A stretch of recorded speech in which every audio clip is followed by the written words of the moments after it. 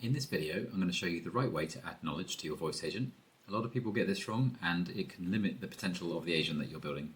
There are two methods to give your agent information, and choosing the wrong one can affect the performance later on.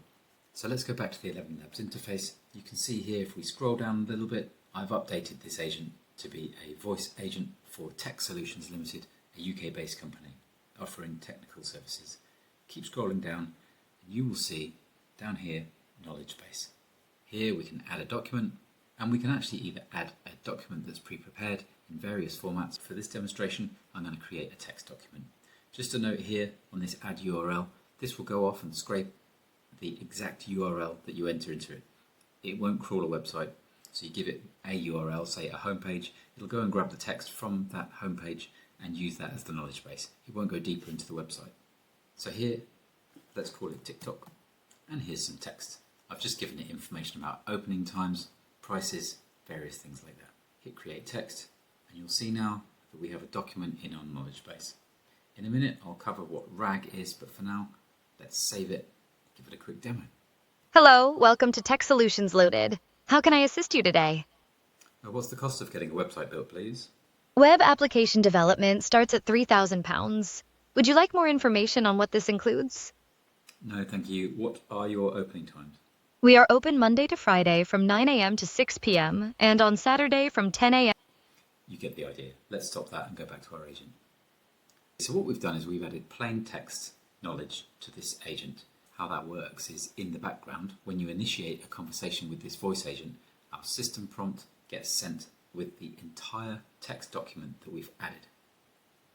Now, this is not a problem when you're using a small document like the one I just showed you. So if you're building a voice agent and you just need to give it a reasonable amount of information, you can just use a plain text document like that, and the voice agent will handle it really nicely, as you just saw.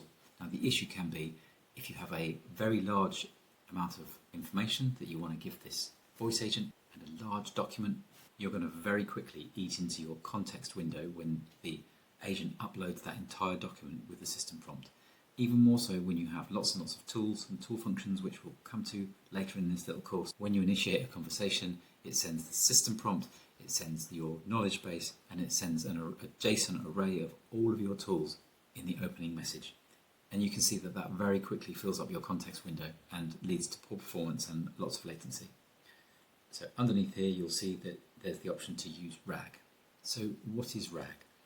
I'm not going to go into the technical aspects of RAG, but what it effectively does is it chunks it up into small pieces and saves the little pieces, and then when you ask the voice agent a question, it uses a mathematical formula to go away and find the chunks that it thinks are the right chunks, and it returns just those chunks to the voice agent instead of the whole document.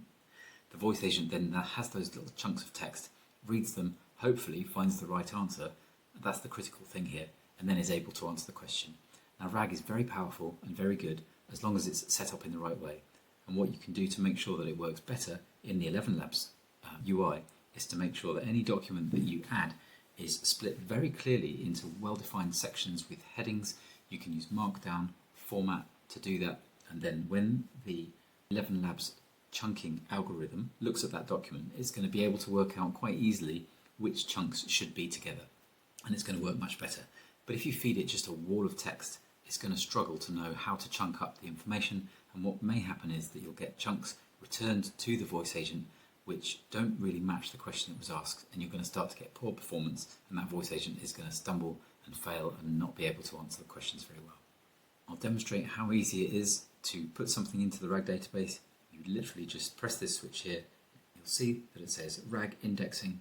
Just takes a few seconds and that's complete. So what that's done is it's taken that document that I put in there, it's split it up into chunks, and it's embedded it into what's called a vectorized RAG database. So in the next videos, we're going to soon get onto setting up function calls and tools, and really this is where it gets much more interesting and our voice agents become much more powerful. So if you've got this far, congratulations, you haven't fallen asleep, and hope to see you in the next one. Don't forget, we have a free school community, links in the bio.